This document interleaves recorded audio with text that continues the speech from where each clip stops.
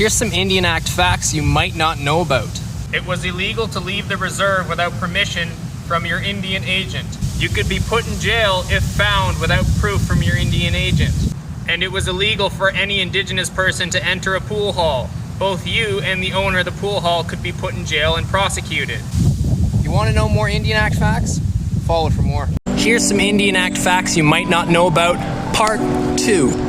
Up until just 40 years ago, before Bill C-31, any Indigenous woman or girl who left reserve or married a non-Indigenous man lost her status and was seen as assimilated.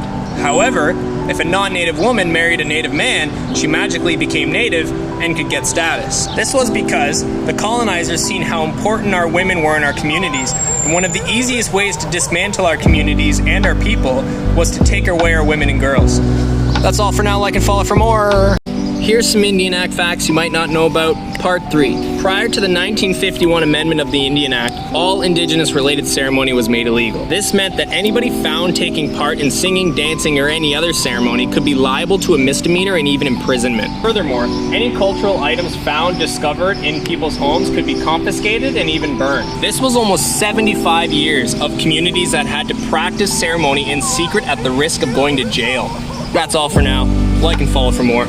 Here's some Indian Act facts you might not know about, Part 4. An Indian reservation, or reserve, was a plot of land set aside by the government to control Indigenous populations. They did this because they needed to make way for colonization while encouraging enfranchisement and assimilation of Indigenous peoples. On a reservation, they had the legal right to control every aspect of our lives. So this meant singing, dancing, ceremony, even all the way up to our health services and education. Comment below what you think I should talk about next, and like and follow for more. Here's some Indian Act facts you might not know about. In 1969, the White Paper was created, proposing the abolition of the Indian Act. If this were to happen, the Canadian government would no longer be responsible for honoring any treaty rights, and any identity Indigenous peoples had before would be abolished on a federal level. The Canadian government saw the Indian Act as racist and discriminatory towards non-Indigenous peoples.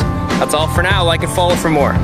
Here's some Indian Act facts you might not know about. Part 6, Finale. The Indian Act is colonial law and was created to absorb Indigenous peoples into Canadian society. And Indigenous peoples are the only group of people in Canada that have to prove their identity.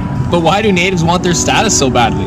The current system has it so that if you want to practice your inherent treaty rights, you have to have an assigned Indian status number from the government. And because of this, it's the Canadian government that decides whether or not you're Indigenous and whether you can benefit from your community or treaty rights. So we need to decolonize the Indian Act. But what does that mean? It means allowing Indigenous people's right to self-determination in governments over our territories and community. Decolonizing the Indian Act is Indigenous peoples calling the shots on Indigenous land on the federal level. And remember, what makes you Indigenous isn't a government-issued ID.